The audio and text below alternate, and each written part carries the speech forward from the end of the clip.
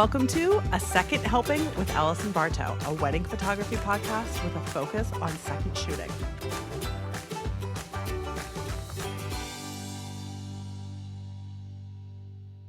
On this week's episode, we are featuring just a second wedding, huge, beautiful flower installations, live music, including a cellist, a groom that doesn't seem to want portraits, and a really dark dance floor.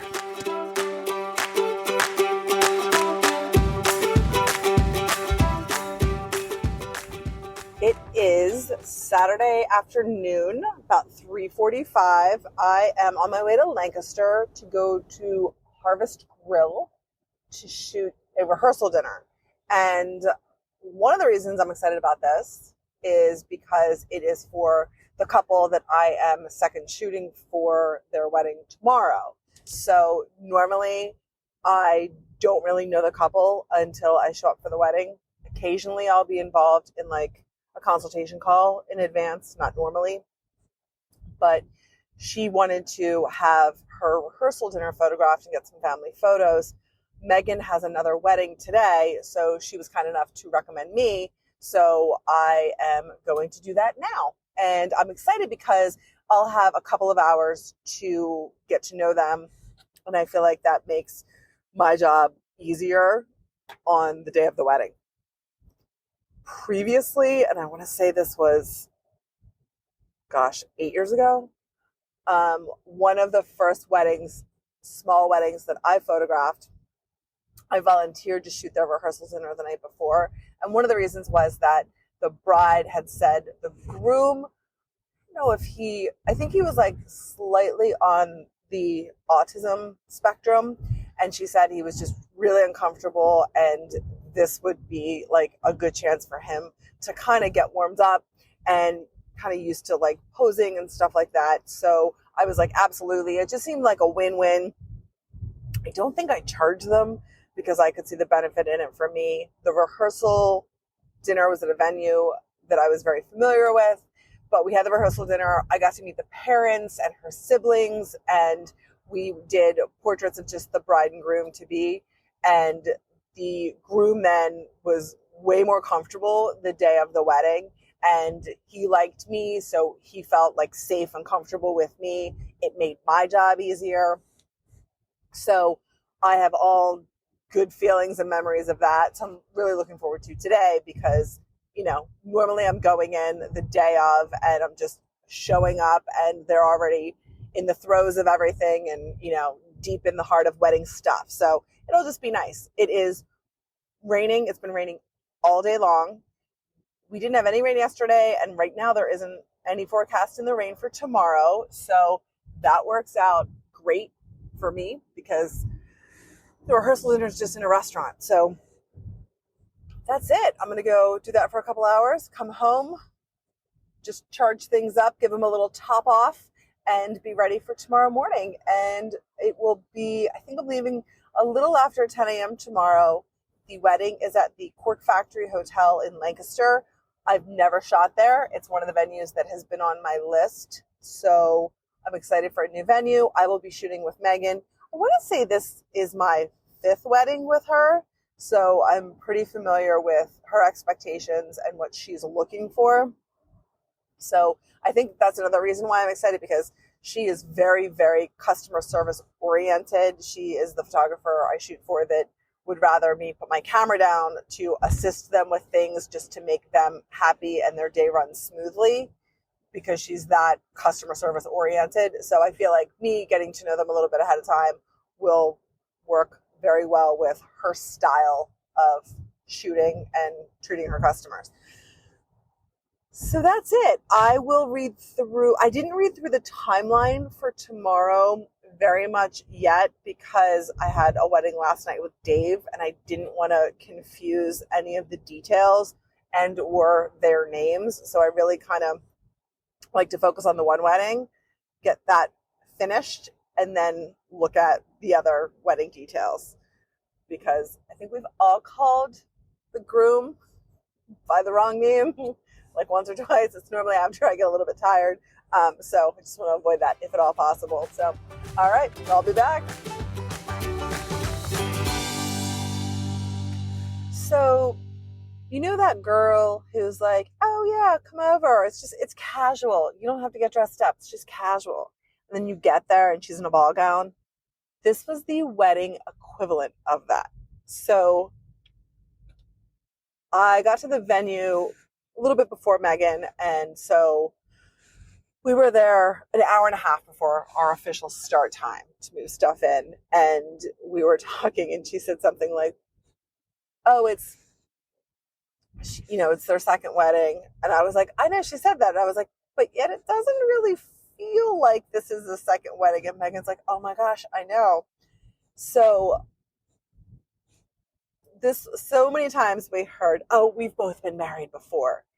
And then this ended up being one of the most beautiful weddings I've attended as a photographer this year. Maybe ever. I mean, it was done really, really well, and not an expense was spared. So it wasn't like, oh, we're going to do our vows and just have a little party. Like, it was a full blown start to finish turned out wedding. So, and they'd rented like the bridal suite. When we got there, Megan wasn't sure if, they were going to have the bridals. They had the whole bridal suite. It was really nice.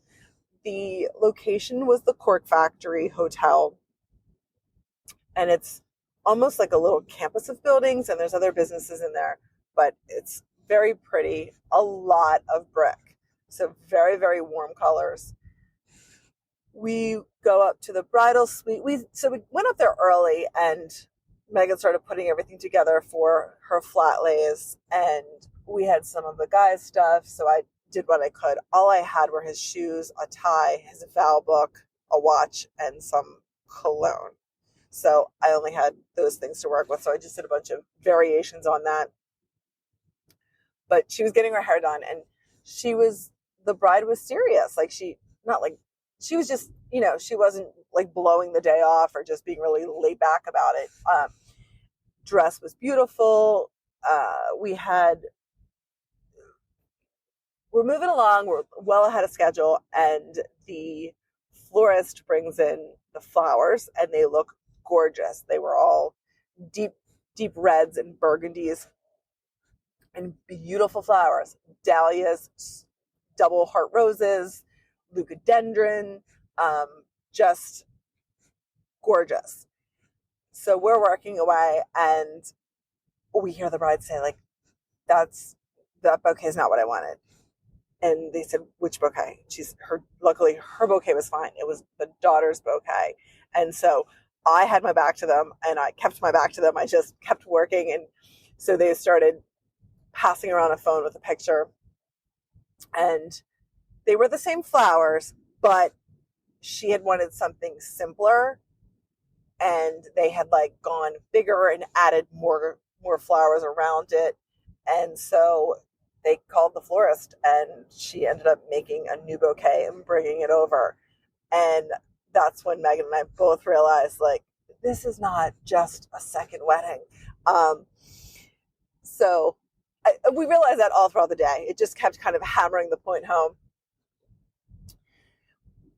So I went down to the guys' suite, and it was another really nice, large room. Now, it was painted gray and lots of wood in there, so darker. It had some natural light, but it's still tough because you're just getting directional light from the windows. I was able to get some shots of the guys playing pool and stuff. The only person who wasn't in good light was the groom. He was sitting on a stool half in front of a window, so he was like backlit. He was in silhouette. So I did what I could. And Megan came in, we were going over the timeline with them, and we were saying, like, be dressed by 3, and then we're going to do this and this. And the groom was like, I'll be dressed by 3:30. That's good. And we were like, yeah, but, we need to have the boys dressed first, and then they're going to help you get dressed, and we'll take pictures of that. And he's like, yeah, 3:30 is fine. And he's like, I don't want the boys getting dressed earlier. And he kept saying it. He didn't want anything to get messed up, but the boys are grown men. They're 22 and 24 years old. One is like a military police officer. So Megan and I had a plan for the portraits I was going to do outside with him. And so I'm just kind of hanging out, taking some candid photos. His dad was there, some relatives. So there were a handful of people. It was fine. The room looked great. It wasn't, really messy. And then half an hour before they're supposed to like start getting dressed or kind of be dressed, one by one, they're like, all right, I'm going to go shower. I'm going to go. And they left and went back to the hotel that's on the property. It's the venue where they're getting married. But I didn't realize that they were waiting to shower until right before they got dressed. So I just cruised over to the bridal suite and kind of let Megan know. I got back at 3. They weren't changed yet. So I just kind of snapped any candidates that I could. And also just to have the timestamps of like what was going on. And then they were a little bit aggravated because the venue, and they're not the only venue that does this, but they want the bridal suite emptied out when you leave for the ceremony. And Loch Erie was a venue that they wanted that, but they had like lockers outside. So it was like, hey, we're going to lock up this room, but you can put everything that you want to come back and get right here. But most venues, it's just awkward timing because it's like, okay, get all dressed, get ready to go. You're going to walk out to your ceremony. But before that, get everything out. So they started making trips down to the car and they had to carry the cooler and not get water all over themselves. And then the girls needed their cooler carried down. And so time was just ticking and ticking and ticking. And it went right up until like 4:00 and the ceremony is at 4:30. So finally I was just like, I have to go get my lights set up. And the groom was nice. There was nothing wrong, but he wasn't in the mindset of like wanting to go have portraits taken. I think he just had a lot on his mind. And I think I said to Megan at one point too, like he was like the only parent and he had his 2 boys and his soon to be stepson. So it was like, I think it was like when you feel like you're kind of the only adult, then you're responsible for 3 other people. So I feel like that was kind of the mentality that was going on. And I get that. And I was just really trying to pay attention to where he was. And I wasn't going to push someone to go take portraits. So I went over and I let Megan know. And she was like, okay. And I explained what happened. And she said, thanks for letting me know. And I said, I've got pictures of like all through. I try to get organic pictures. So I have them like legitimately putting the ties on each other, pinning boutonnieres, tying their shoes. They're not staged. They're not going to be like beautiful portraits. I tried to get, any light coming in, but that's also not the look Megan wants. We talked about it. She wants a nice, really even light. And I was working with window light and wherever they kind of were, and I would move myself around. So that was a little bit nerve-wracking because I never want to let down the person I'm working for. The ceremony space was gorgeous. So when I went in, they had they'd done greenery on the chandeliers. There was a whole floor installation on the fireplace. The aisles were lined with gold painted leaves and cylinder candles. Nothing caught on fire at this wedding. They had 4 musicians playing music, and then they had a cellist who also sang a really beautiful song during the ceremony. And it was a very nice ceremony. It was like the perfect length. I don't know if it was like 20 minutes, but it was nice. It didn't fly by, but it wasn't, a full mass. That all went well. And then we did family pictures, and Megan was thinking there were a lot more, and she had a wedding yesterday, so it kind of blurs. And so we really only had like 12 groupings. And it was kind of nice because the wedding party was essentially the immediate family. It was just their kids, the bride and groom's siblings, their parents, siblings, spouses, that kind of thing. So we moved quickly through that. And then we went outside with the bride and groom and their 4 kids and did some group portraits and individual portraits there. Now, we didn't do any individual portraits of the groom. Hopefully that's not a problem. But again, like, he really didn't seem like he was in the mood to do it earlier. The room decor, in addition to everything that was there for the ceremony, the tables there were 4 long farm tables, which were rented. They brought in tables. And those just had like beautiful runners with greenery and cylinder candles all down them. And then all of the rounds had elevated huge, beautiful centerpieces on gold pedestals. So not cheap by any means. We said to one of the venue ladies, both venue ladies were very nice. Everybody at the venue was very nice. And I remarked how, like, a lot of places have the tables all set. They just have to move them in. And I looked around and I could see that there weren't any doors that could have allowed. And so they said, no, we had to flip the room and like set all the tables and do everything. And then she said, each setting had a individualized menu and a place card. So obviously, normally when you come in, you look on the sign, oh, I'm at table 3, grab my little place card, and then I sit down wherever I want at table 3. This was assigned seating to the seat, and they had to put all of those out and do menu cards in the napkins, and it was, but again, it's no big deal. We've both been married before. And it was just beautiful. It was really, really nice. The bride and groom I think their portraits are going to be really gorgeous. They're, very attractive. Her dress was stunning. It fit her very well. There wasn't any boob tapes sticking out. She didn't have a bad tan going on. Her makeup was beautiful. Her hair was like pulled back and up. The dress was just like that beaded dress. It's like heavy in a good way. And it just was really nice. She had gorgeous shoes.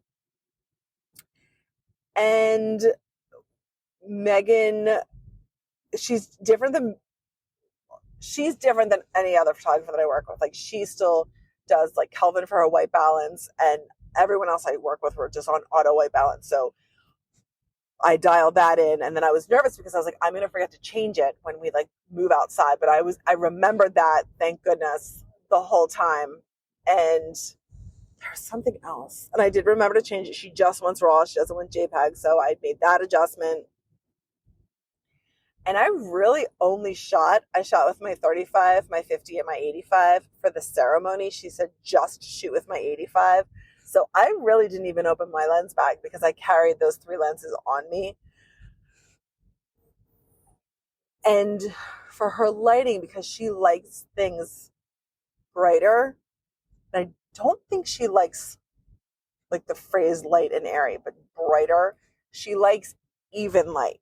So like I said, that was the feedback she'd given me. Like, when I put grooms in like the hotel window light, she doesn't like when there's like the fall off. She would rather they be further away from the window and just have even light. So I was like, oh, okay, absolutely, I could do that. I totally was just thinking you wanted natural light, and that was the goal. So that was good to know, so I can make that adjustment. But for the flash, she wanted it like really, we had our flashes gelled. This room was brick walls, timber ceilings, wooden dance floor, orange uplighting, orange chandelier candles. It was just very, very warm. And so the way she had the lighting set, the flash, the photos looked like they were very blue, but she's going to obviously edit them the way that, she likes them to come out. So I will be very curious to see what the final image looks like, because I feel like most people I shoot with, you're trying to get like the warm colors of the room, so it's like true to the room, but I think she wants them like much brighter. So I really just tried to make sure I kept my settings at that levels that we had kind of reviewed and okayed. I just kept checking to make sure things weren't getting too blown out. The guests were all great. The children were great. There was one little boy, Finley, who is almost 3. He was so well behaved. He was at the welcome dinner last night. He was really great tonight. DJs were easy to work with.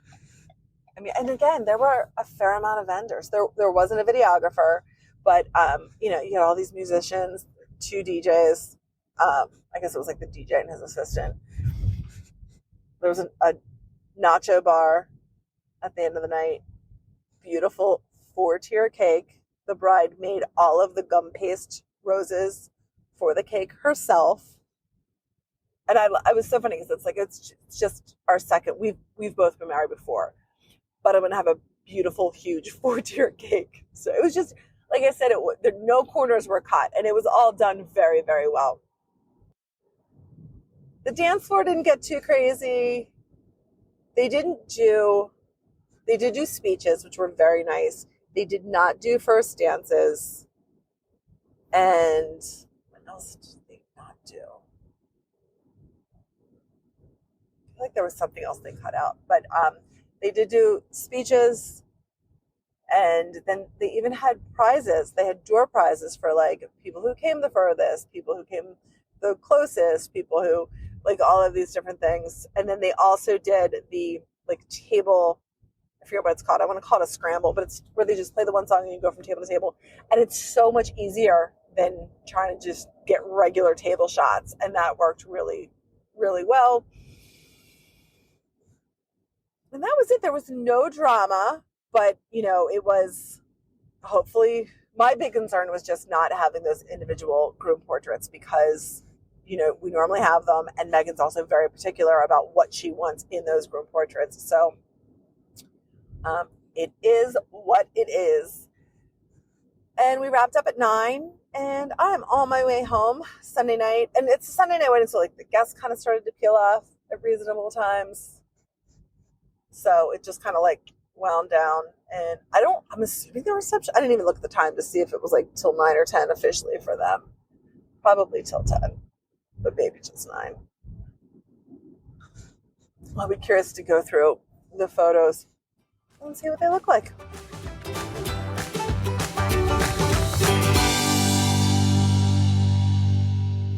Hi, this wedding was actually a month ago. And I received the final gallery from Megan a couple of days ago, which is cool because normally I don't get to see the final images before I record the end of the podcast.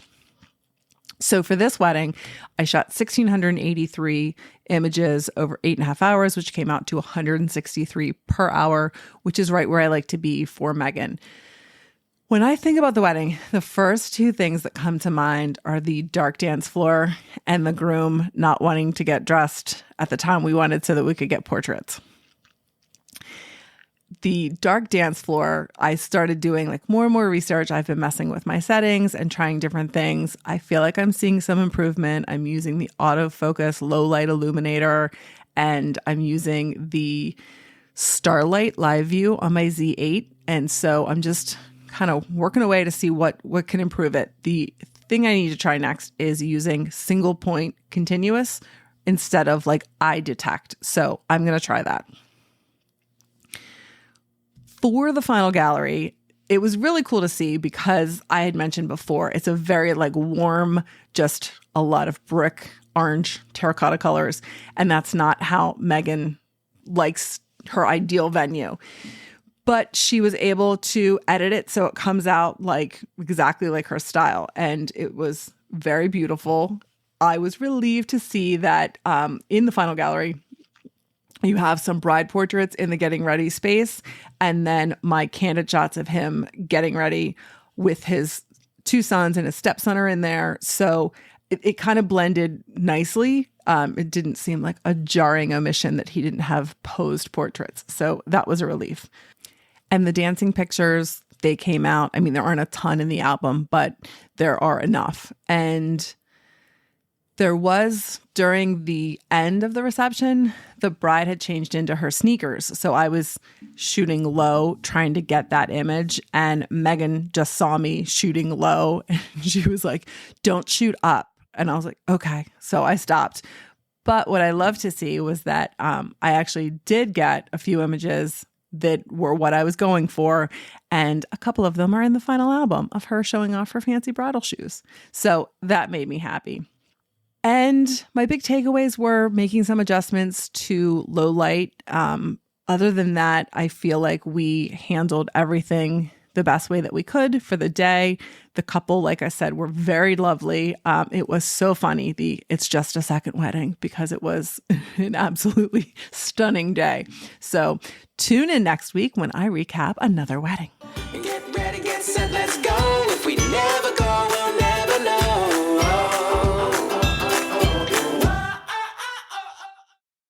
If you're still listening, it means you made it through the whole episode. Thank you.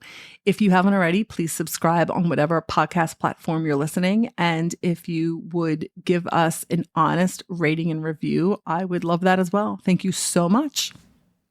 Let's pack a bag and follow the sun. Kick off our shoes and have some fun.